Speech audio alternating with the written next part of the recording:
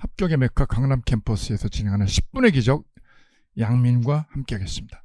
자, 통정 허위 표시에서 파산재단이 이렇게 생겼고 저축은행이 부도가 맞아가지고 이렇게 파산재단이 구성되면 부동산 채권 등등이 파산재단의 구성 재료가 되고요. 이때 이 파산재단에 대해서 법원이 선임한 공적기관인 파산관제인이 독립된 지위에서 이해관계를 조율을 하게 됩니다. 이때 이 파산관제인이 가지고 있는 파산재단에 대해서 처분도 하고요. 이익 배당도 다 이쪽에서 하게 되거든요. 그래서 이 파산관제인은 선량한 관리자의 주의로서 직무집행을 하게 되기 때문에 허위표시에서 제3자에 해당한다는 게 판례입니다. 이때 제3자의 선의 여부의 기준이 되는 부분은 파산관제인 개인이 아니라 개인 기준으로 삼지 않고요. 개인 기준이 아니라 누가 기준이냐? 총파산채권자. 이 저축은행이 부도 맞게 되면 여기 많은 예금자들이 있을 거예요. 예금자들. 그죠? 예금자들. 그분들이 바로 총채권자죠. 총채권자.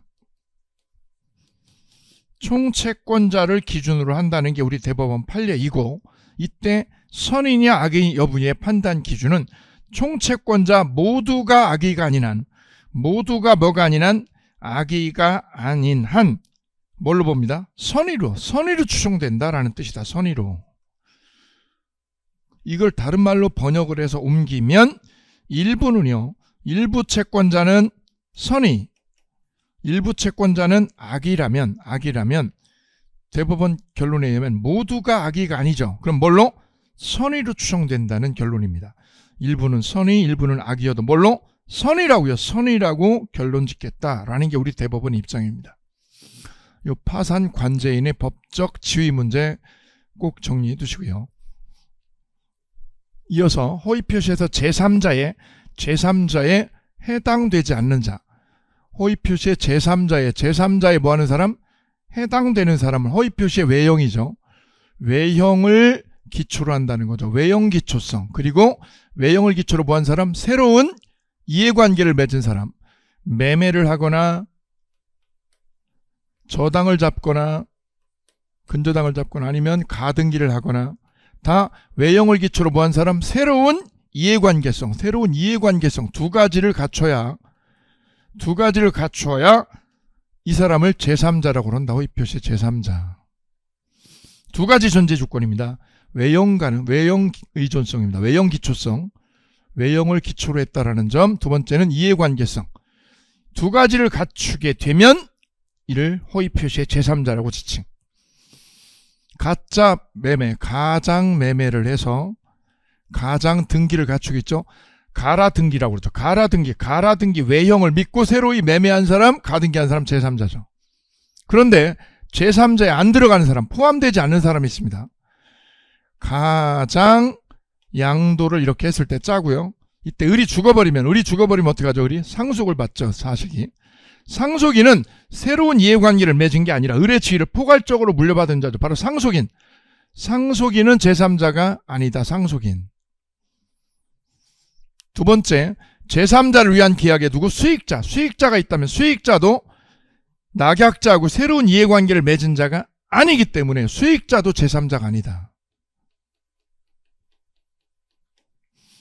그 다음 대리인하고 상대방하고 통정해서 허위계약을 했을 때 이렇게 통정해서 허위계약을 했을 때 이쪽에 본인이 있다면 본인도 외형을 기초로 이해관계를 독자적으로 맺은 게 아니죠. 그래서 제3자 아니다. 본인도. 대리인이 통정허위 표시했을 때 본인. 그죠? 그래서 제3자에 해당되지 않는 사람, 허위 표시에 제3자에 해당 안 되는 사람, 상속인, 수익자, 대리인에서 본인. 그죠? 상수가 본체만체했다. 그래서 상수가 본체만체했다. 그 다음 가장채권이죠. 가장채권을 이렇게 가장채권을 만들어 놓고 그 채권자 지위를 뭐한 사람? 그대로요. 채권자 지위를 뭐한 사람? 그대로 이전받은 사람. 채권자 지위를 그대로 통으로 이전받은 사람은 상속인하고 똑같다. 그게 제3자가 아니다. 허위 표시에 제3자에 뭐하는 사람? 해당되지 않는 자. 그러면 이 네 가지 꼭 기억합니다. 네 가지. 상속인, 수익자, 대리행위에서 본인, 그 다음에 지위를 이전받은 사람, 가장채권자의 지위를 통으로 물려받은 사람은 이해관계를 독자적으로 맺은 바가 없으니 제3자라고 보면 안 된다 이거죠. 이렇게요. 4개 기억합니다. 자, 여기까지가 호의 표시의 제3자성이죠. 제3자이냐 제3자 아니냐 이 부분.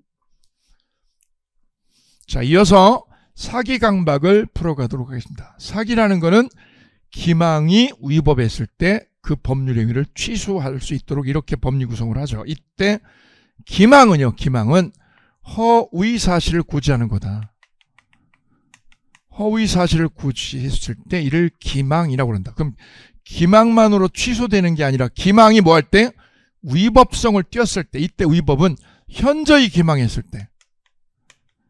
현저히 기망을 하면 이것이 위법하다 이거죠. 위법하다. 위법성이요. 위법성이 있다라고 합니다. 위법성이 인정된다. 근데 현저히 속인 게 아니라 다소 기망이 있을 때는 이거는 위법성이 없다 이거죠. 과장 광고라든가 과대 광고할 때 약간의 과대 광고가 있으면 위법하지 않다라는 거죠. 판례는. 그래서 기망의 위법성 여부를 논할 때는 꼭 이 부분이 포인트다. 현저히 속였느냐 다소 기망이냐 이 부분. 이때 기망을 고지 의무 있는 사람이요. 고지 의무 있는 자가 고지를 할 때 안 할 때 고지를 안 한 거를 우리는 부작위에 의한 기망이라고 그런다. 자구이가 아니라 부작위에 의한 기망.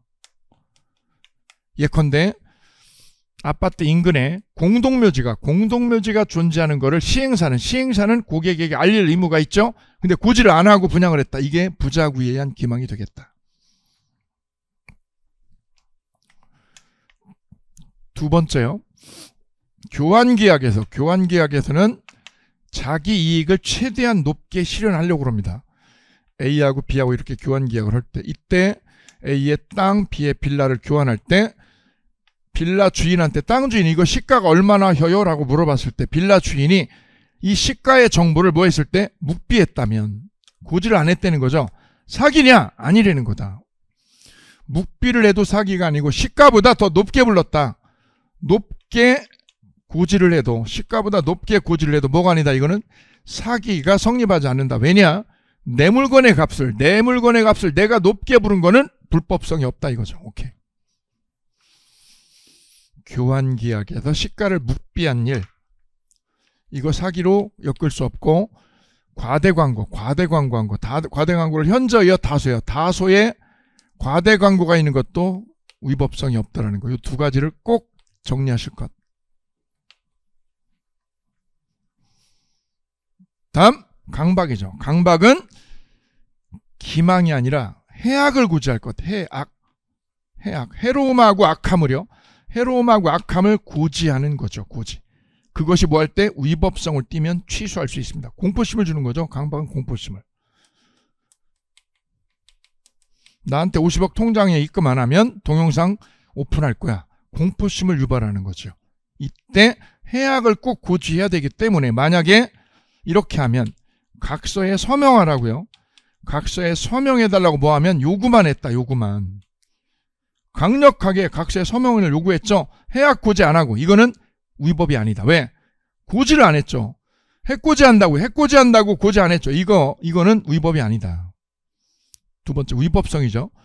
목적이 아무리 뭐해도 목적이 정당해도 뭐가요? 수단이 부당하면 수단이 뭐하면 부당하다. 그러면 이거는 위법하다 이거죠. 위법성이 인정된다라는 거다. 왜? 수단이 나쁘니까. 거꾸로요. 목적이 부당하면 목적이 뭐하면 부당하면 수단이 뭐해도 아무리 올바르고 정당해도 이게 바로 위법성이 인정된다 이거죠. 따라서 우리 대법원은 목적과 수단을 이익 형량에서 비교한다는 뜻입니다. 목적이 아름다워도 뭐가 수단이 부당하면 위법성 인정. 거꾸로요. 수단이 아름다워도 수단이 좋아도 뭐가 목적이 부당하면 위법하다 이거죠. 이쪽 때문에. 자, 이때 우리 대법원은 꼭 고려해야 되는 부분 이 부분입니다. 범죄 행위에 대해서 부정행위에 대해서 뭐하는 것? 고소고발하는 것. 부정행위를 저지른 자를 뭐하는 것? 고소고발하는 거는 위법이다 적법하다? 이거 적법하다. 왜 문제될 거 없죠. 그런데 돈 뜯을 목적이면 목적이 부당하면 목적이 부당한 목적이 개입되면 이거는 위법성이 인정된다 이거죠. 위법하다. 이렇게 사기 강박이 정리가 되는데, 이때 강박에서 중요한 포인트 중에 하나가 강박의 정도를요. 강박의 정도를 문제 삼는다. 우리 대법원은 이때 강박의 정도가 의사결정의 자유를 완전 박탈하면, 의사결정의 자유를 뭐하면 완전 박탈할 정도면, 완전 박탈이면 그때는 무효다. 무효. 이 정도까지 박탈되면 무효에 해당되고, 완전 박탈이 아니라 의사결정의 자유가 제약만 받으면 이때는 취소 사유에 그친다. 강박의 정도에 따라서 어느 정도냐, 이게 무효 취소가 갈라진다. 이렇게 완전 박탈됐다 그러면 무효, 그게 아니면 취소. 오케이. 그래서 사기나 강박에 의한 의사표시는 모두 의사결정에 하자가 있으니까 무슨 사유? 취소할 수 있다라는 점. 더 중요한 거는 제3자의 사기가 문제가 됩니다. 갑이 병과 이렇게 계약을 체결함에 있어서 A를 뭘로? 직원으로 보내느냐. 이쪽 사장님이 A를 뭘로? 직원으로 보냈다. 직원으로. 부장님한테 일을 맡겼다. 그런데 이 직원이 어떻게 했다? 병을 사기를 쳤다. 이렇게 사기를 쳤을 때, 기망을 했을 때, 이거는 직원으로서 이 고객을 기망을 했다는 뜻이다. 이 포지션하고 이 직원한테 사장이 뭐를요? 대리권을 위임했다. 뭐를 위임했다? 대리권을 위임했다. 그러면 이 직원은 뭐가 됩니다? 대리인으로 위치가 바뀌죠. 대리인. 저거에 따라서 이 법리가 매우 중요한 상이한 법리가 생기는데, 이 계약 체결이 취소가 될 때 이 고객이요, 저 직원한테 또는 저 대리인한테 사기를 당했다는 뜻이거든요. 이때 취소, 이 계약 취소가 완전 다른 법리를 띠게 됩니다. 직원으로서 사장님이 보낸 직원이, 영업부장이요, 부장님이 고객을 기망을 했다면, 그럼 부장님하고 이 사장님은 이 고객이 볼 때는 한 사람으로 보여요? 별개의 인격체로, 별개의 독립된 인격체로 보기 때문에 이 직원은 뭘로 보느냐? 제3자의 사기로 본다. 누구의 사기? 제3자의 사기에 해당이 된다. 이럴 경우에 이 고객은, 사기를 당한 고객은, 저 영업부장이 이 고객을 사기쳤다면 이 계약 취소하려면 어떤 조건이냐? 상대방이, 저 사장님이 상대방이 뭐 했을 때, 영업부장이 작업했다, 사기쳤다는 걸 뭐 했을 때 알았냐 이거죠. 알았거나 뭐 한 경우 알 수 있었다는 조건, 알았거나 알 수 있었다, 이 조건 하에서만 뭐 할 수 있다? 취소가 가능합니다. 이걸 누가요? 취소하는 고객이 입증해야죠. 상대방, 사장님, 부장님께서 작업 쳤다는 걸 알고 계시죠? 어떻게 알아요? 현장에 있었잖아요. 나하고 계약 칠 때 현장에 있었죠? 이거 알고 계신 겁니다. 그거는 현장에 있으면 알고 있는 거죠. 이거를 취소하고자 하는 고객이 입증해야 되죠. 이때 몰랐다면, 사장님이 영업부장이 사기쳤다라는 거를 몰랐다, 그럼 이 계약은 취소할 수 없습니다. 결론, 이 고객이요, 저 영업부장한테, 영업부장인 제3자의 지위에 서 있는 영업부장에 의해서 사기를 당했을 때는 취소하는 요건이 이 부분이다. 상대방이 알았거나 알 수 있었을 때, 이 조건 하에만 취소가 먹힙니다. 취소가 인정이다. 그럼 몰랐다면 그럼 취소할 수 없다 이거죠. 결론이. 매우 중요한 법리가 이 부분, 제3자의 사기에서. 그런데 이 직원이 사장님이 뭘로? 위임장을 줘가지고요, 이분이 뭐로? 대리인으로서 와서 사기를 쳤다면, 이거는 제3자의 사기가 아니라 대리인의 사기라고 그런다. 제3자의 사기가 아니고 누구의 사기? 대리인의 사기다. 그럼 이 고객이요, 사기당한 저 대리인이 와서 작업을 쳤을 때 고객 입장에서 바라볼 때는 대리인과 누가? 사장님이 동일시되는 한 통속이다. 한 통속. 동일시된다. 하나다. 아까 직원일 때는 별개로 제3자로 취급이 되었으나, 이렇게요, 대리인이요. 이 대리인이 영업부장이 위임장들과도 대리인으로 사기를 쳤다면 고객이 볼 때는 대리인과 본인은 한 통속으로 하나다. 몸뚱아리가 하나다. 이렇게 하나다. 그때는 이 법리가 적용되는 게 아니라 고객이 저 대리인한테 사기를 당했다면 고객은 알았거나 알 수 있었다는 이 조건뿐만 아니라 본인이 뭐 했다고 그래도 몰랐다고 그래도 계약을 뭐 할 수 있다. 취소할 수 있는 걸로 바뀌어요. 왜냐하면 고객이 볼 때는 대리인과 본인이 한 통속이니까요. 대리인과 누구는 본인은 별개 인물이에요. 동일시돼요. 동일시되는 사람이다. 동일시 한 통속. 그래도 뭐 할 수 있다? 알았을 때도 취소되고 몰랐다고 해도 뭐 할 수 있다? 취소할 수 있다는 거죠. 이 지점이 대리인의 사기하고 직원인 제3자의 사기하고 다른 지점. 매우 중요한 포인트죠. 따라서요. 직원이 제3자로서 사기 작업을 쳤다면 고객은 언제만 사장님이 알았거나 알 수 있었다는 이 조건 하에만 취소가 먹힘. 오케이. 근데 이 직원이 영업부장이 뭘로? 대리인으로 왔다. 대리인으로 와서 사기 작업을 쳤다면 고객은 알았거나 알 수 있었을 때뿐만 아니라 뭐 해도 몰랐을 때도 뭐 할 수 있다? 취소할 수 있다. 그리고 뭐까지요? 야, 너 싸다고 난데 맞아. 니네 한 통속이니까 싸다구까지. 이러면 깔끔. 영업부장님이 작업을 쳤는지 대리인이 작업을 쳤는지 결론이 이 부분이 달라진다는 점. 이 부분입니다. 오케이. 이를 제3자의 사기 또는 대리인의 사기 이 법리라고 합니다. 오케이. 이어서 의사표시 도달주의 보도록 하겠습니다. 표의자가 갑이 계약을 체결했다가 계약을 해지하겠다고요. 내용증명을 보내고 있습니다. 해지하겠다고.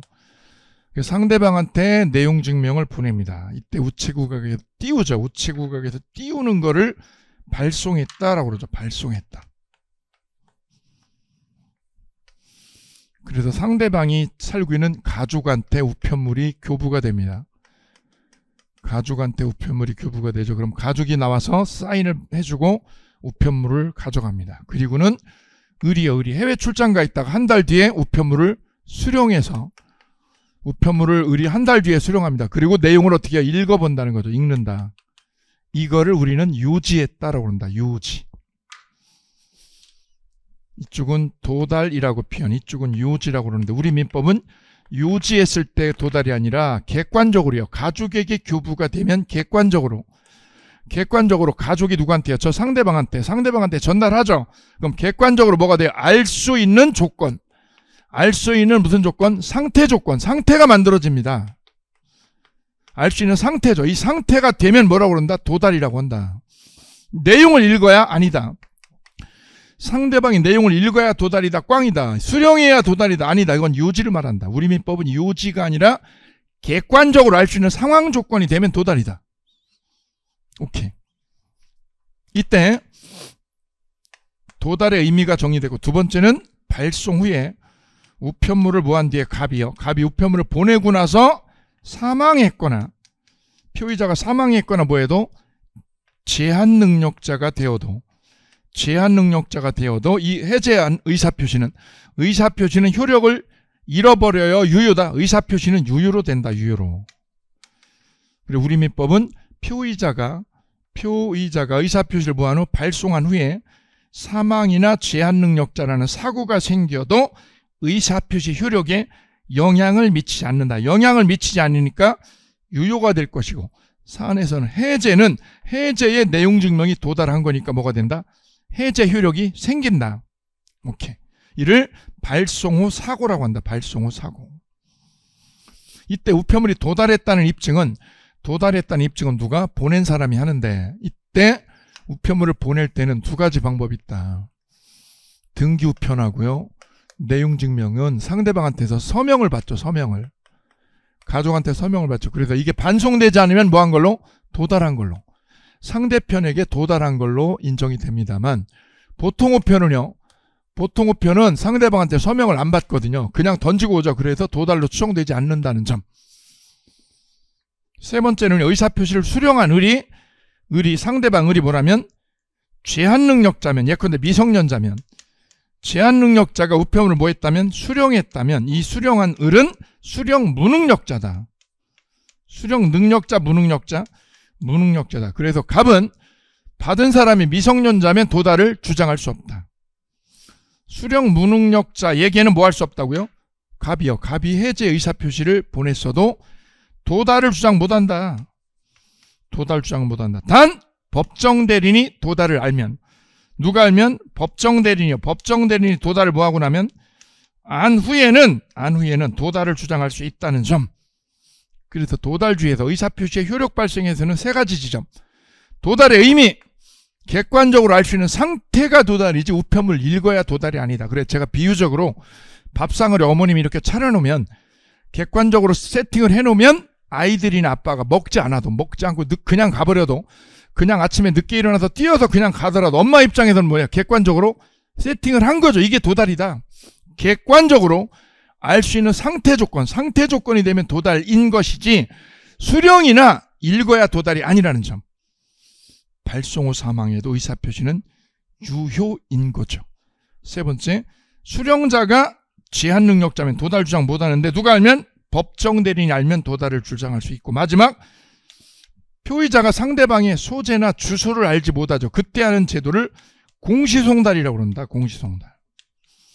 공시송달은 표의자의 과실 없이 소재를 모를 때 하는 게 공시송달의 법률. 그래서 도달주의에서 정리해야 될 논점은 네 가지다. 오케이. 10분의 기적 오늘 이렇게 마치도록 하겠습니다.